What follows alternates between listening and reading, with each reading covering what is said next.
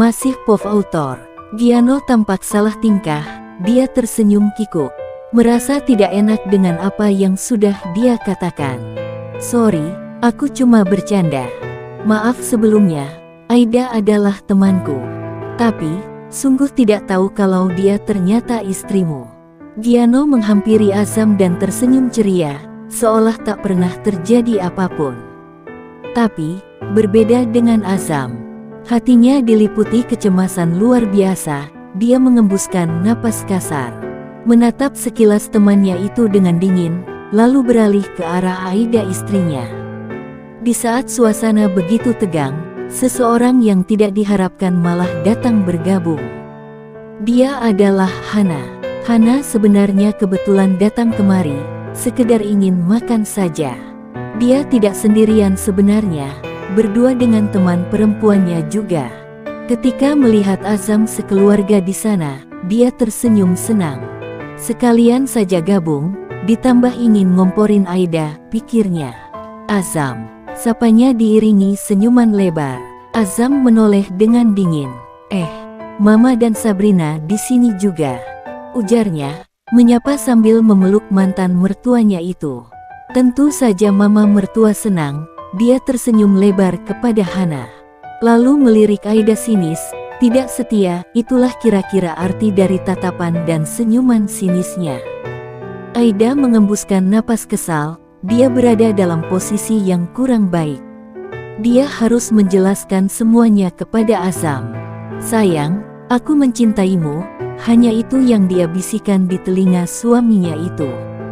Bibir Azam berdenyut, dia ingin tersenyum lebar mendengarnya. Tapi, tak mau memperlihatkan semua itu. Ya gengsi mungkin tuh si Azam. Azam tetap dengan raut dinginnya, membuat Aida sedih dan matanya berkaca-kaca. Dia melepaskan tangan yang sedang memeluk Azam itu, saat Hana mendekati mereka. Hana tersenyum manis, jangan lupa besok kita ke Bali, ujarnya sambil melirik Aida sinis, seolah berkata, lihatlah aku akan pergi bersama suamimu. Aida semakin sedih. Azam menjawab, tentu, mana mungkin aku melupakan proyek besar itu, dengan nada datarnya. Hati Aida makin mencelos, dia merasa semakin kecil di hadapan Hana. Otak kecilnya berpikir, Hana dan Azam bukan sekedar bisnis, tapi akan membahas tentang rujuk mereka. Permisi, aku ke toilet dulu. Dengan cepat Aida mengayunkan kakinya menuju toilet, matanya berair. Di toilet, Aida membasahi wajahnya. Dia menangis sesenggukan. POV Aida. Hampir 30 menit, aku di dalam kamar mandi. Aku menangis cukup lama membuat mataku memerah dan sembab.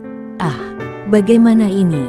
Mereka semua pasti menyadarinya, kalau aku habis menangis. Kenapa kamu cengeng sekali Aida?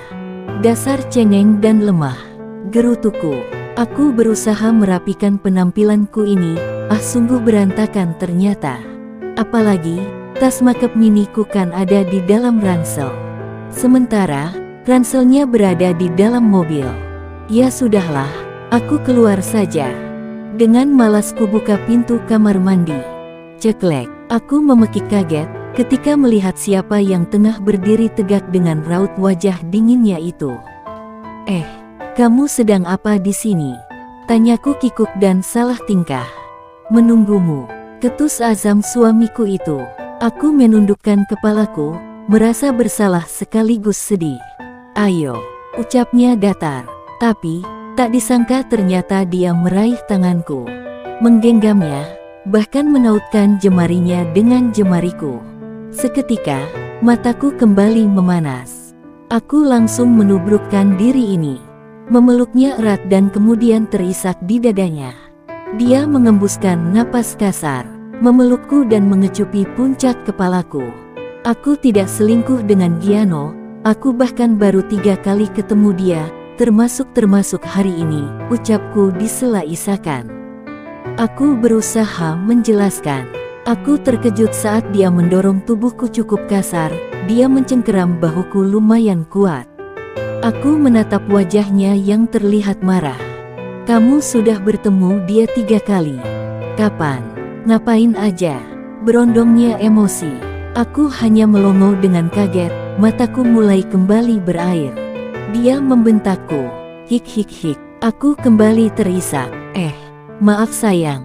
Aku gak maksud marahin dan bentak-bentak kamu kok. Perkataannya membuatku menghentikan tangis, merasa dicintai.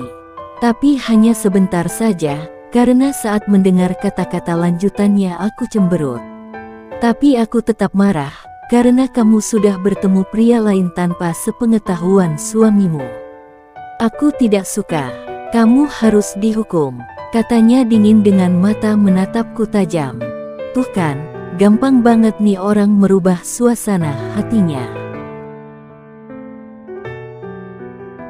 Aku gak selingkuh, ucapku penuh penekanan, agar dia tahu kalau aku serius. Dia menatapku lekat. Ayo, ujarnya, tanpa berkata-kata. Dia menggenggam tanganku dan menariknya dengan erat. Kita mau kemana? Tanyaku heran, karena kami malah keluar dari restoran. Bahkan, dia terus menarikku saat seluruh keluarga menatap kami. Kalian lanjutkan saja makannya, kami harus menyelesaikan sesuatu. Itulah kata Azam saat melewati anggota keluarga. Azam membawaku naik mobil yang tadi dibawa Fadil. Entah kapan, dia minta kuncinya. Mungkin sebelum ke toilet tadi. Perjalanan lumayan panjang. Aku tidak tahu, dia membawaku kemana. Karena ini bukan arah ke apartemen. Selama di dalam mobil suasana senyap, tak ada percakapan, dan tak ada musik diputar. Hingga, mobil berhenti di sebuah rumah mewah dan megah bak istana. Tempat apa ini? Rumah siapa? Wah, besar sekali, teriakku dalam hati. Sungguh, aku terpana. Azam menggenggam tanganku, menarikku masuk. Beberapa pelayan membungkukkan badannya memberi hormat. Azam menyapa mereka dengan senyuman tipis.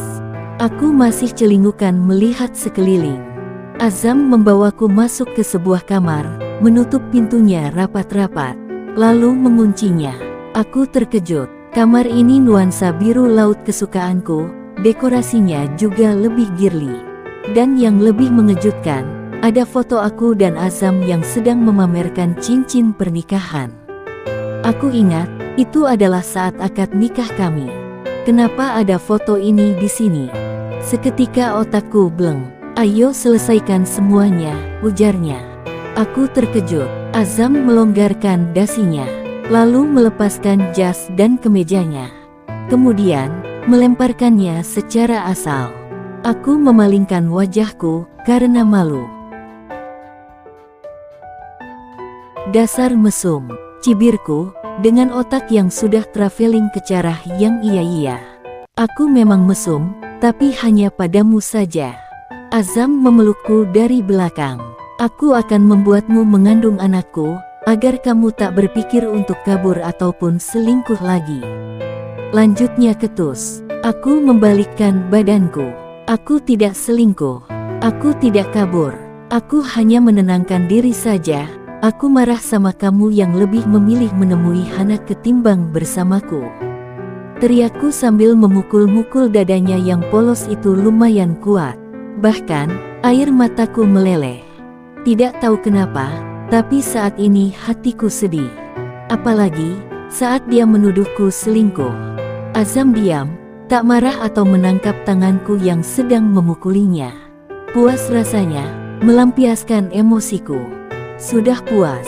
Tanyanya sambil mengusap pipiku yang basah dengan air mata. Maaf, ini pasti sakit ya? Tanyaku, kusentuh dada bidangnya itu dengan telapak tanganku. Kubelai dengan lembut. Tanpa sadar, aku mulai mengecupi dadanya penuh cinta. Aku mendengar suaranya mengerang. Dia mulai meremas rambutku. Setelahnya, dia menangkup wajahku. Mulai mendaratkan kecupan di seluruh wajah yang berakhir di bibir. Aku memberikannya akses, agar dia mudah memagut bibir ini. Selanjutnya kami mulai saling pagut dengan mesra. Bergulingan di atas tempat tidur besar ini. Aktivitas panas, tak bisa kami hindari. Aku benar-benar merasakan cinta yang besar dari setiap sentuhannya. Apa aku tidak salah sangka kali ini? Tapi, dia belum pernah mengatakan mencintaiku kan? Sebelum kata itu kudengar sendiri dari mulutnya, aku tak akan pernah berpikir kalau dia mencintaiku. Dan aku tak ingin hamil, sebelum dia mengatakan cintanya padaku.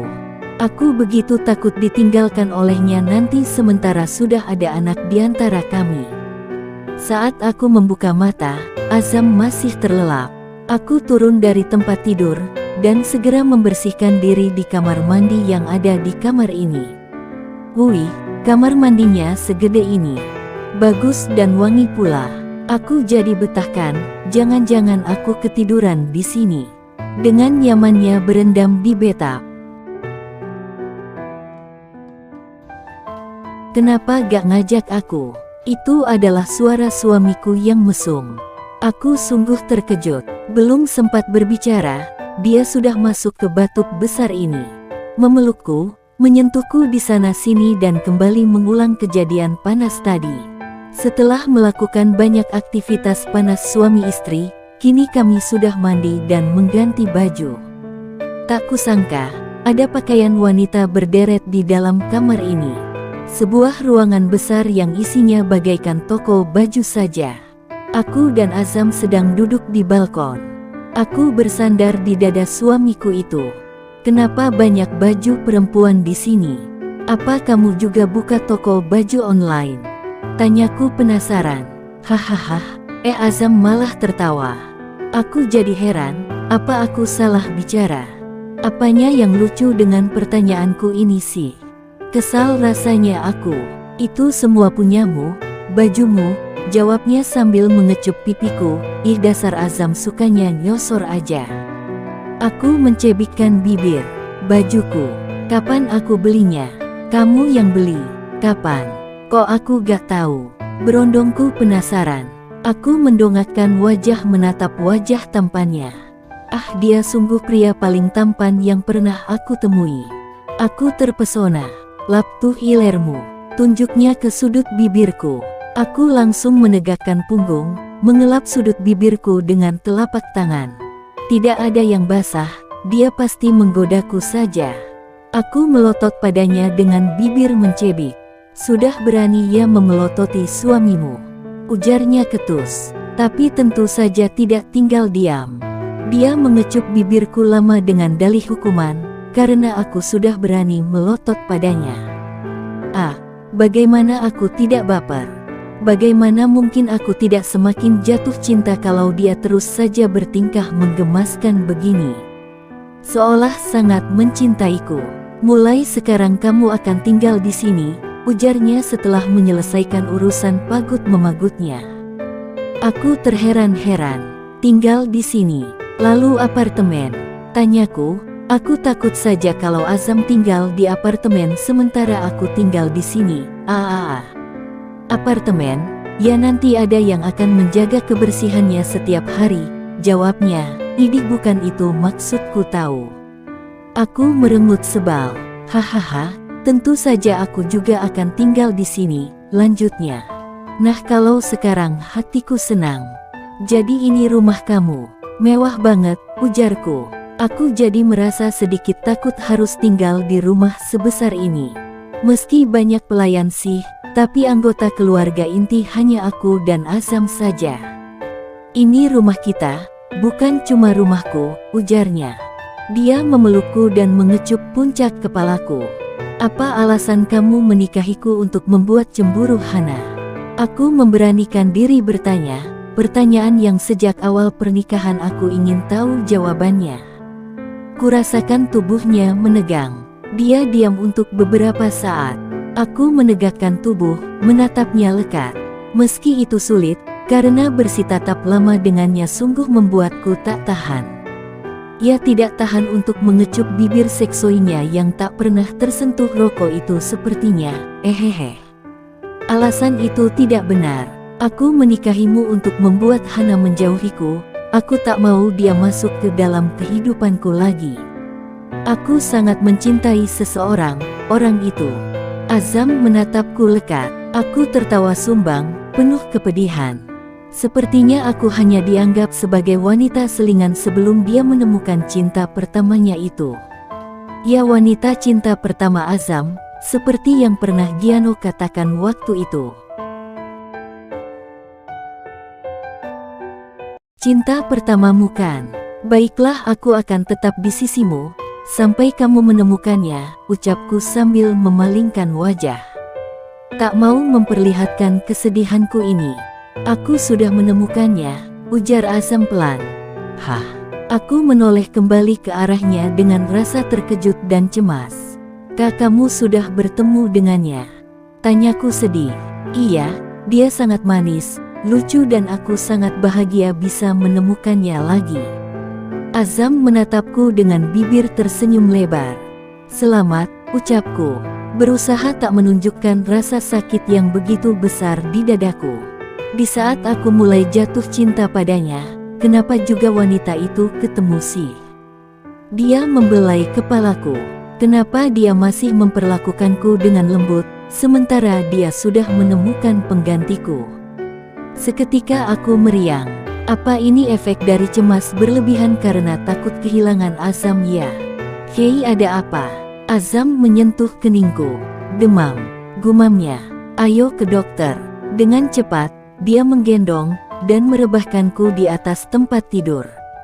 Lalu dia menghubungi seseorang. Aku tak peduli, dia menghubungi siapa. Aku memilih menarik selimut sampai leher, lalu memejamkan mata.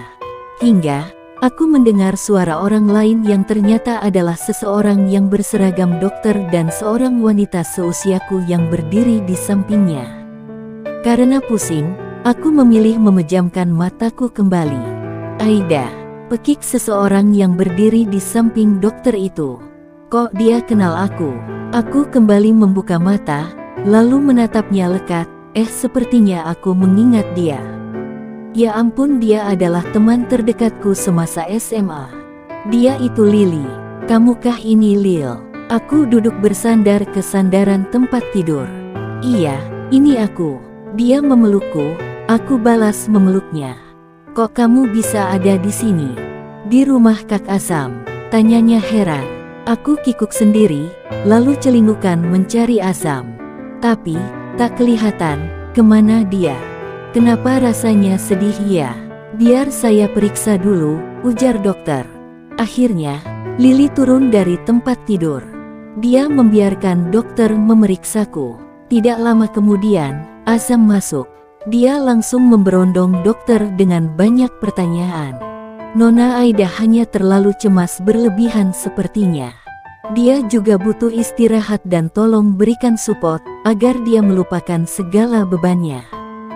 Jika hal ini masih berlanjut, lebih baik dibawa ke rumah sakit saja, tutur dokter itu. Azam berterima kasih pada dokter. Setelah dokter itu pergi, Azam duduk di sampingku dan menggenggam tanganku dengan erat. Kamu kenapa? Apa yang membuatmu cemas, katakan?